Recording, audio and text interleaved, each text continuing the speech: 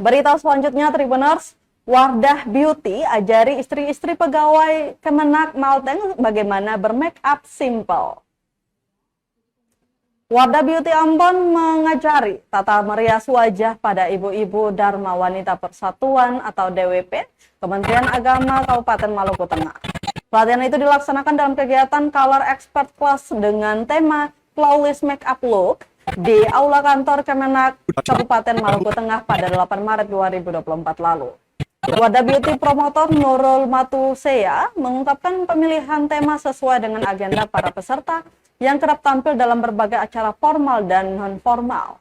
Menurutnya, gaya make up yang diajarkan membuat para ibu tampil lebih percaya diri.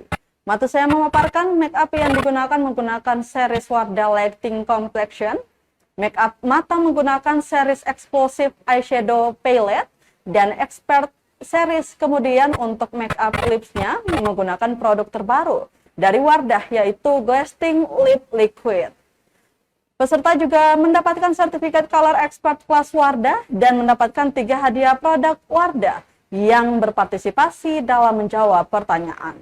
Ketua DWP Kemenak Kabupaten Maluku Tengah Rosna mengaku senang bisa mendapatkan pengalaman dan ilmu make up langsung dari Wardah.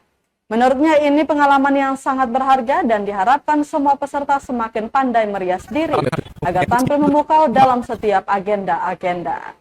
Dirinya mengucapkan terima kasih kepada Wardah Beauty Promotor Nurul Matusea yang sudah berbagi ilmu make up.